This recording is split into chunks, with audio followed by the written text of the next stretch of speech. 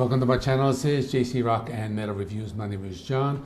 Today I'm going to talk about the debut album by the band Body Count, celebrating its 30th anniversary. So in this video I'll be talking about the band, its formation, the debut album, and some of the controversy surrounding the album. So let me get right into it. So Body Count was formed in 1990 in Los Angeles, fronted by rapper Ice-T.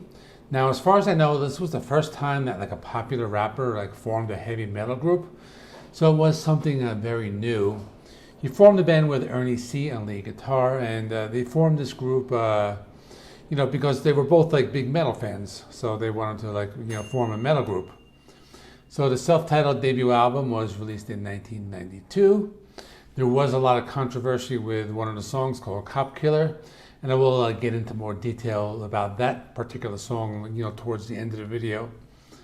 Now, Ice-T introduced the band during the Lollapalooza tour in 1991, where he actually played half of the show with his rap songs and the other half with Body Count songs. And the band actually made their first appearance on the Ice-T solo album called Original Gangster. So this album was released in March and released on March 10th, 1992. So the lyrical content was mostly about police brutality, drugs, and the LA street life.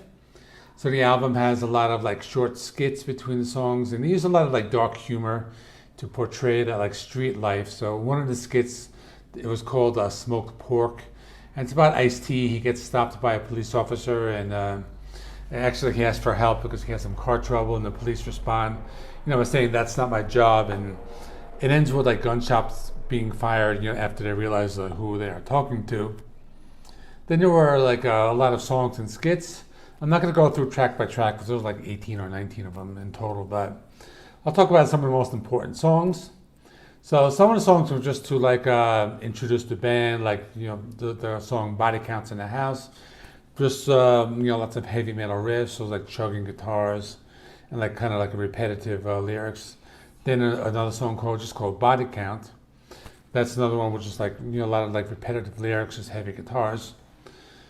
But then there were a lot of controversial songs. So we have one called KKK Bitch, about a woman who was the daughter of the Grand Wizard of the KKK, and she gets together with a black man. So back in 1992, interracial relationships were not really as accepted as they were today.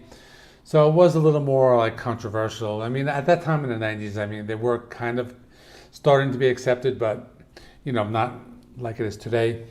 But in the song, he speaks about the Grand Wizard coming after him. He finds out he has a grandson named Little Ice-T. And that song was inspired from them playing in these areas where the KKK were allegedly present, and they'd have these young girls come up to the band and just say how their parents didn't like them.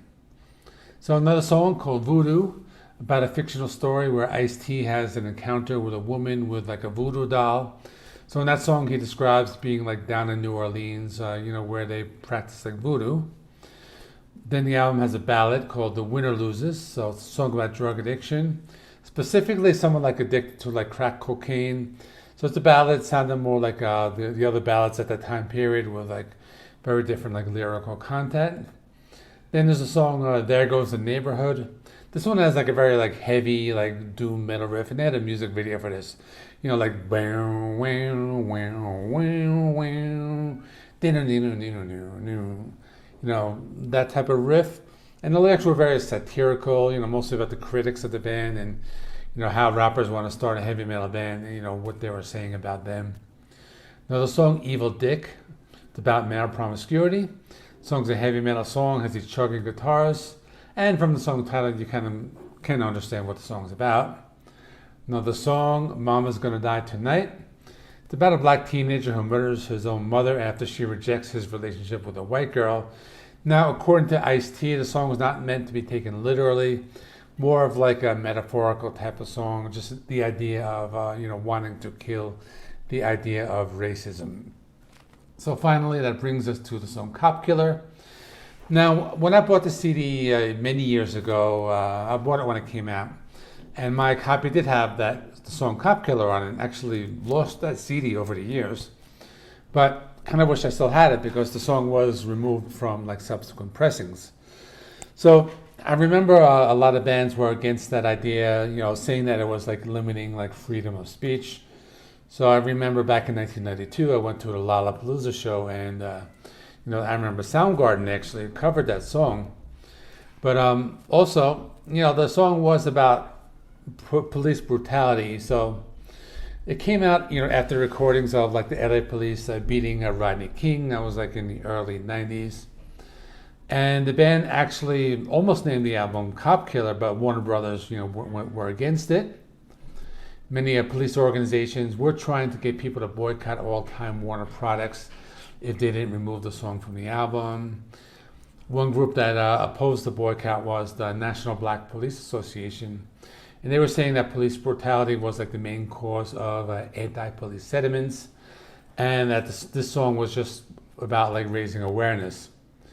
Other critics said that the song, could cause, more crime and violence. Now the controversy got like so big that even like President George H.W. Bush, he kind of denounced any record company that would release a song like that. Police in Greensboro, North Carolina, they actually like told a retail store that they had to remove the album from their shelves or else they would not be responding to calls.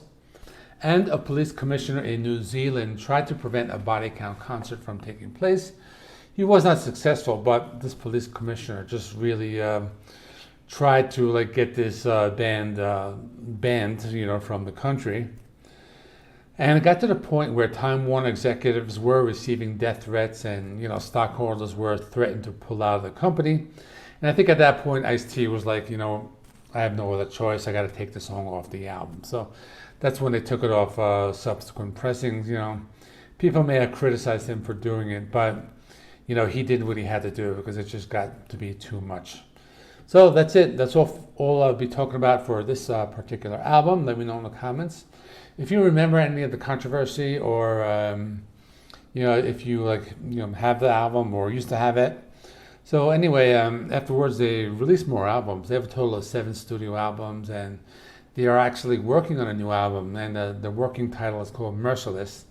They don't have a release date, but hopefully it comes out this year because this is a really great band. I look forward to all their new albums. That's all. Please remember, like, comment, subscribe. Check out some of the other videos. I'll stick them right over there, and I'll see you in the next one.